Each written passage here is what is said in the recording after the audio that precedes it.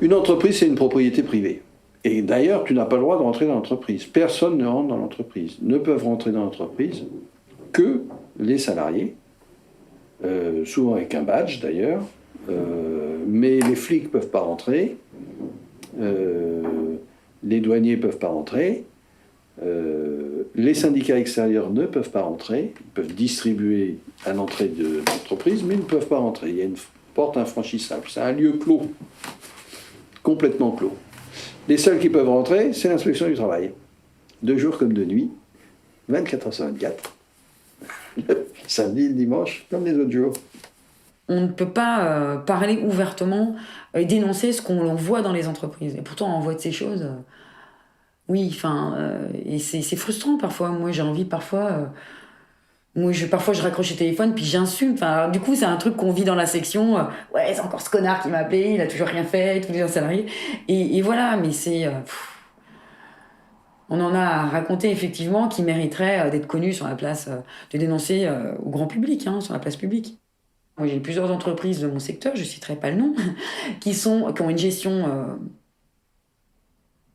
C'est des négriers, quoi. Voilà, c'est des négriers. J'ai 2-3 entreprises, des entreprises. D'ailleurs, qui embauchent du personnel féminin, précaire, parfois d'origine étrangère, qui ne parle pas, ou très peu le français, très mal le français. Voilà, c'est-à-dire qu'ils utilisent aussi la précarité et les situations de faiblesse des salariés pour pouvoir mieux les exploiter, quoi. Et ça mériterait des dénonciations à la presse, ça mériterait que ces entreprises soient connues du grand public, etc. Chose que je ne peux pas faire aujourd'hui dans mon statut, enfin dans le rôle que j'ai. Voilà, je suis inspectrice du travail et voilà, c'est difficile de le dénoncer. On n'a même pas le droit, hors travail dissimulé, de communiquer des informations à d'autres corps de contrôle, de s'échanger entre nous des informations. Donc cette obligation de silence, de secret, elle est quand même large, hein, elle revêt plusieurs aspects et en fait à chaque fois on se pose plutôt la question inverse, qu'est-ce qu'on a le droit de dire plutôt, hein, parce que ça va tout de suite beaucoup plus vite hein, que de se dire qu'est-ce qu'on n'a pas le droit de dire, puisque là la liste, ça c'est la règle, on n'a pas le droit de parler, sauf exception.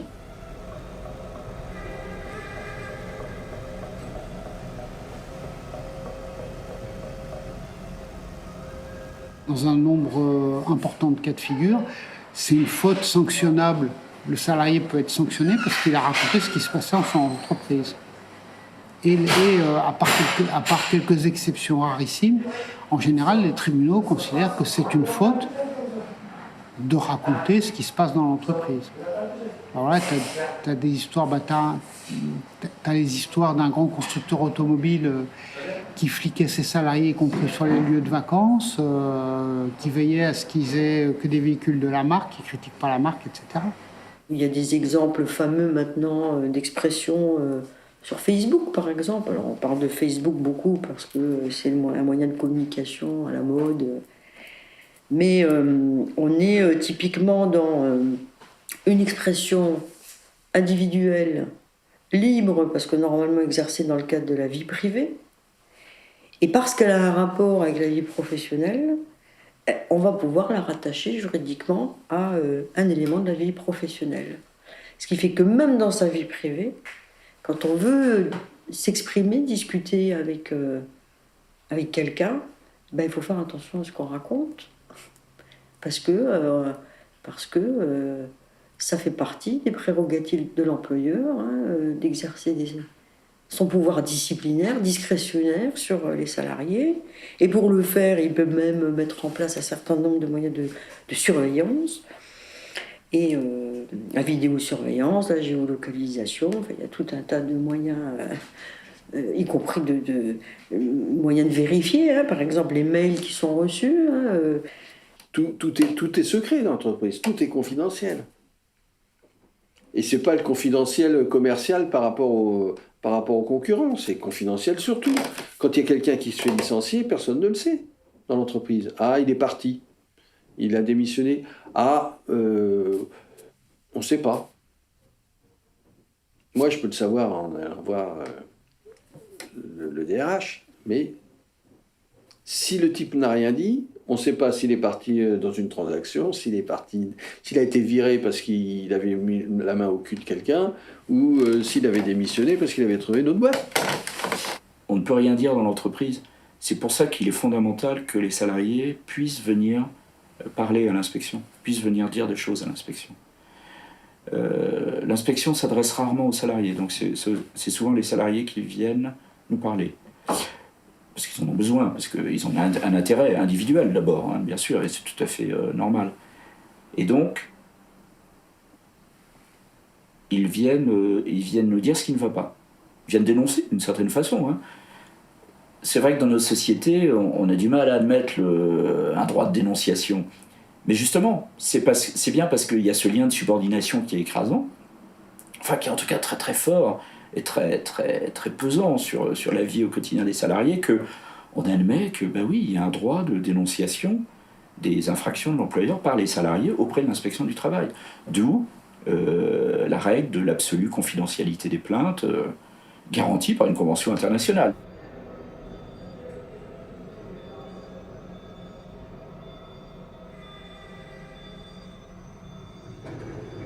Quand un salarié se plaint, d'abord il y a un silence vis-à-vis de son employeur qui est bien compréhensible, parce qu'on est strictement tenu aussi à la confidentialité de la plainte vis-à-vis de l'employeur, pour des raisons évidentes de sécurité du salarié. Et par contre, on doit lui dire ce qu'on a fait de sa plainte. Donc là, effectivement, il donne des informations sur ce qu'on a demandé à son employeur le concernant lui. Mais si on va dans une entreprise, qu'on constate que, par exemple, des gens n'ont pas le salaire qu'ils devraient avoir, en théorie, on n'a pas à prendre notre plume et à leur dire, quoi. Alors, parfois, on peut contourner, mais a priori, non. Et donc, ce qui nous manque, justement, c'est que parfois, dans les entreprises, les salariés voient l'inspecteur du travail dans les ateliers. Quand il y a des délégués encore, il y a normalement ce média entre les salariés et nous. Mais quand il n'y en a pas, ils se demandent bien ce qu'on fait. Ils nous voient faire le tour avec les chefs parce qu'on ne va pas prendre le salarié lambda. Et puis, ils ne savent pas ni ce qu'on a dit, ni ce qu'on a écrit. Pour que chaque salarié puisse être informé, il faudrait que chaque salarié nous écrive et qu'on fasse des réponses individuelles à chaque salarié. Ce qui n'est même pas envisageable parce que, imagine dans une entreprise de 500 salariés, ce que ça pourrait représenter, quoi. Et c'est quand même des choses qu'on avait demandé que les salariés puissent être informés, notamment par exemple par l'affichage des courriers d'observation de nos services. Après tout, ça n'est que l'information de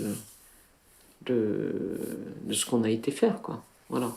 Mais ça c'est impossible. Légalement, on ne peut pas et on n'a pas le droit de le faire. D'ailleurs, il y a des collègues qui se sont fait poursuivre devant les tribunaux attaqués par l'employeur parce qu'ils avaient communiqué des informations à des salariés que l'employeur jugeait qu'ils n'avaient pas à communiquer.